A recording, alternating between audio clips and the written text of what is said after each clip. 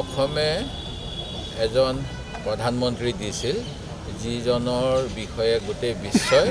এটা সময়ত যেনেকৈ মহাত্মা গান্ধীৰ কথা গোটেই বিশ্বই কয় তেনেকৈ ভাৰতবৰ্ষক নতুন দিশৰ সূচনা কৰা প্ৰধানমন্ত্ৰীজনৰ ৰাজনৈতিক জীৱন অসমে তৈয়াৰ কৰি দিছিল বুলি ইতিহাসে স্বীকাৰ কৰিব। বৰ্তমান সময়ত এই প্ৰসংগ গ্ৰহণ কৰিবলৈ কিছু অসুবিধা হ'ব। আমাৰ অসমক 28 বছৰ কাল সুদীৰ্ঘ দিন ৰাজ্যসভাত প্ৰতিনিধিত্ব কৰা ডক্টৰ মনমোহন সিং ডাঙৰীয়াৰ বাৰ্ধক্যজনিত কাৰণত আজি যোৱাকালি পৰলোক প্ৰাপ্তি ঘটিলে। আজি আমি প্ৰদেশ কংগ্ৰেছৰ ফালৰ পৰা আমাৰ সাংসদ ৰকিবুল হুছেইন ডাঙৰীয়া, AICC ছেক্ৰেটাৰী ৰজনা তিৰ্কী,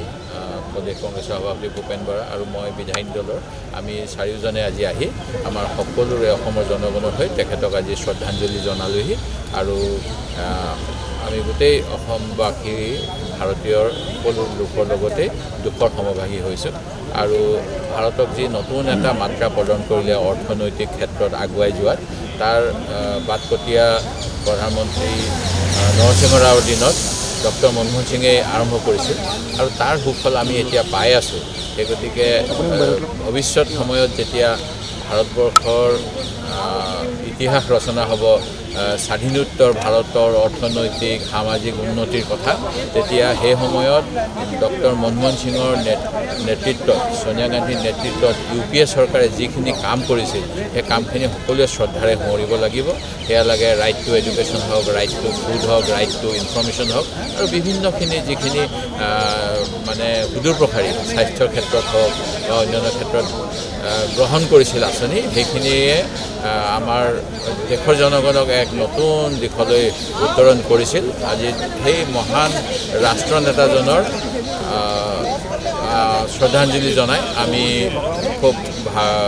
ভাবুক হৈ পৰিছোঁ আৰু ভাৰতে এনেকুৱা আকৌ এজন কেতিয়া এনেকুৱা প্ৰধানমন্ত্ৰী পাব সেই কথা কোৱাটো টান। অসমে এজন প্ৰধানমন্ত্ৰী দিছিল যিজনৰ বিষয়ে গোটেই বিশ্বই এটা সময়ত যেনেকৈ মহাত্মা গান্ধীৰ কথা গোটেই বিশ্বই কয় তেনেকৈ ভাৰতবৰ্ষক নতুন দিশৰ সূচনা কৰা প্ৰধানমন্ত্ৰীজনৰ ৰাজনৈতিক জীৱন অসমে তৈয়াৰ কৰি দিছিল বুলি ইতিহাসে স্বীকাৰ কৰিব। বৰ্তমান সময়ত এই প্ৰসংগ গ্ৰহণ কৰিবলৈ কিছু অসুবিধা হ'ব। আমাৰ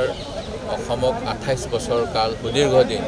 ৰাজ্যসভাত প্ৰতিনিধিত্ব কৰা ডক্টৰ মনমোহন সিং ডাঙৰীয়াৰ বাৰ্ধক্যজনিত কাৰণত আজি যোৱাকালি পৰলোক প্ৰাপ্তি ঘটিলে। আজি আমি প্ৰদেশ কংগ্ৰেছৰ ফালৰ পৰা আমাৰ সাংসদ ৰকিবুল হুছেইন ডাঙৰীয়া, AICC ছেক্ৰেটাৰী ৰজনা তিৰ্কী,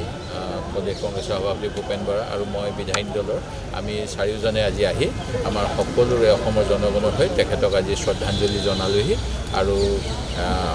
আমি গোটেই অসমবাসী ভাৰতীয়ৰ সকলো লোকৰ লগতে দুখৰ সমভাগী হৈছোঁ আৰু ভাৰতক যি নতুন এটা মাত্ৰা প্ৰদান কৰিলে অৰ্থনৈতিক ক্ষেত্ৰত আগুৱাই যোৱাত তাৰ বাটকটীয়া প্ৰধানমন্ত্ৰী নৰসিংহ ৰাওৰ দিনত ডক্টৰ মনমোহন সিঙে আৰম্ভ কৰিছিল আৰু তাৰ সুফল আমি এতিয়া পাই আছোঁ। সেই গতিকে ভৱিষ্যত সময়ত যেতিয়া ভাৰতবৰ্ষৰ ইতিহাস ৰচনা হ'ব স্বাধীনোত্তৰ ভাৰতৰ অৰ্থনৈতিক সামাজিক উন্নতিৰ কথা, তেতিয়া সেই সময়ত ডক্টৰ মনমোহন সিঙৰ নেতৃত্বত সোনিয়া গান্ধীৰ নেতৃত্বত UPA চৰকাৰে যিখিনি কাম কৰিছিল সেই কামখিনি সকলোৱে শ্ৰদ্ধাৰে সোঁৱৰিব লাগিব। সেয়া লাগে ৰাইট টু এডুকেশ্যন হওক, ৰাইট টু ফুড হওক, ৰাইট টু ইনফৰ্মেশ্যন হওক আৰু বিভিন্নখিনি যিখিনি মানে সুদূৰ প্ৰসাৰী স্বাস্থ্যৰ ক্ষেত্ৰত হওক বা অন্যান্য ক্ষেত্ৰত গ্ৰহণ কৰিছিল আঁচনি, সেইখিনিয়ে আমাৰ দেশৰ জনগণক এক নতুন দিশলৈ উত্তৰণ কৰিছিল। আজি সেই মহান ৰাষ্ট্ৰনেতাজনৰ শ্ৰদ্ধাঞ্জলি জনাই আমি খুব ভাবুক হৈ পৰিছোঁ আৰু ভাৰতে এনেকুৱা আকৌ এজন কেতিয়া এনেকুৱা প্ৰধানমন্ত্ৰী পাব সেই কথা কোৱাটো টান।